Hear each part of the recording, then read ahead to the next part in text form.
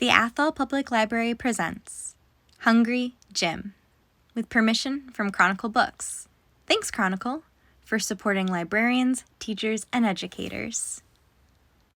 Hello, everybody. It's so good to be in your screen today. I hope you are all doing well, being good, and staying safe. I'm really looking forward to reading you this story. It's one of my new favorites, and it's inspired by an old favorite. Inspired is when you see something cool and it gives you a different cool idea. This book was inspired by Where the Wild Things Are by Maurice Sendak. You know the one, it's got like these monsters that are kind of cute.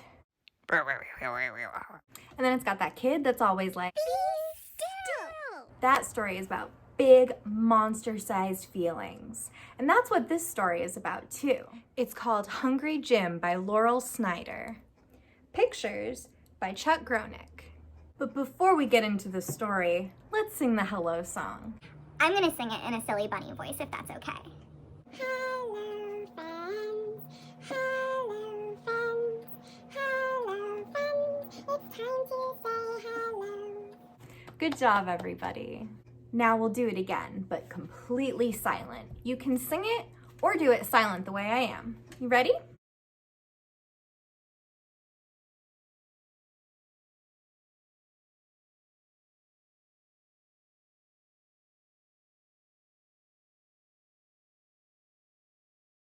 Great job. I cannot wait for the library to open again so I can hear how good you guys are getting at singing that song. Hungry Jim. Hungry Jim by Laurel Snyder. Illustrated by Groenink. When Jim woke up on Tuesday, his tail had fallen asleep. This seemed odd. Jim had never had a tail before. From downstairs, Jim could hear his mother calling, "Jim, pancakes for breakfast." Jim's stomach began to growl. She sounded delicious. "I don't feel much like a pancake today," called Jim.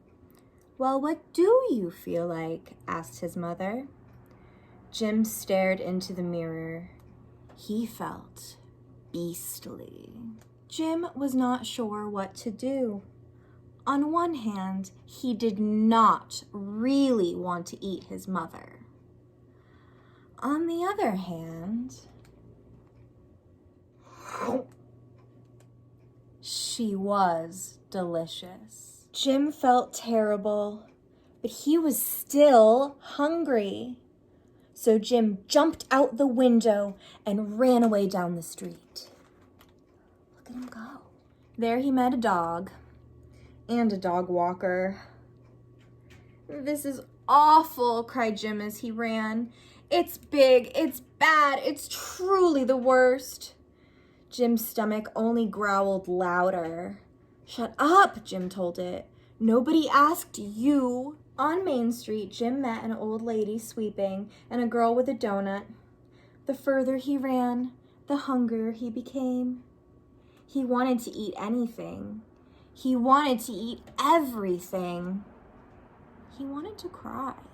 I really like these pages because I love seeing the whole street. Look at it. We have a bakery,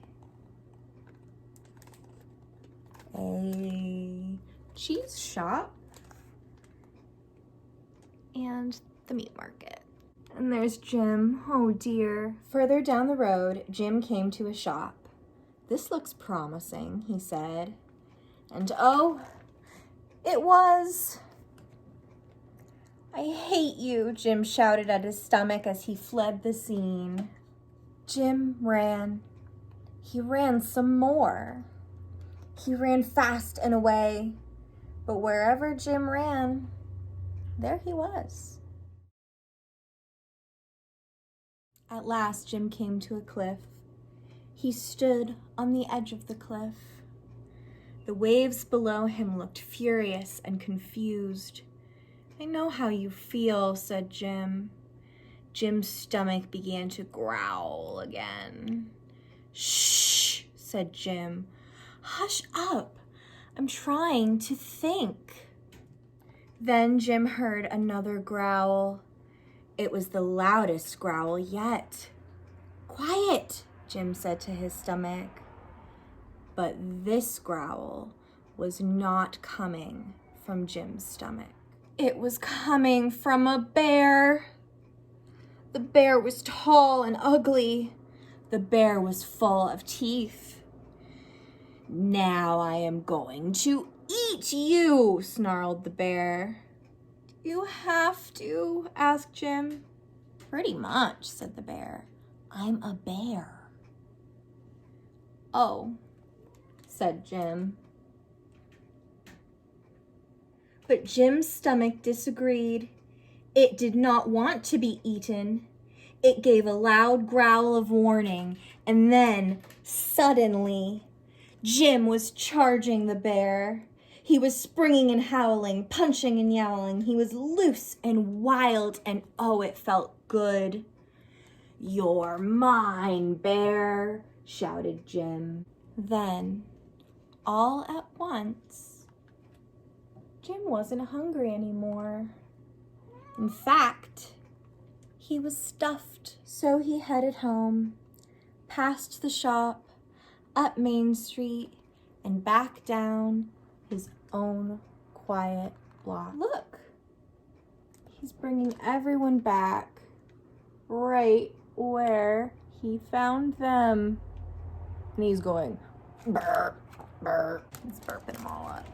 After a moment of deliberation, Jim pounced back into the kitchen. It was a huge relief to find things mostly as he left them. Look, his mama's back. But when he got back to his room,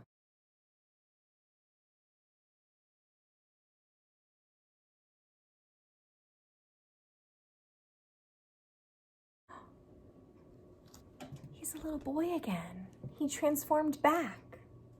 Jim was faced with a dilemma.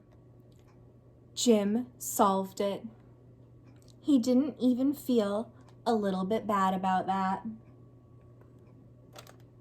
He only felt hungry for pancakes.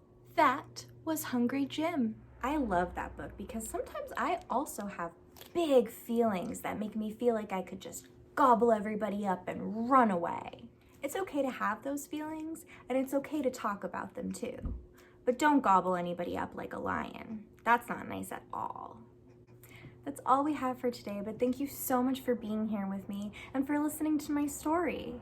We miss you so much at the library, and we can't wait till we can all be together again. Bye.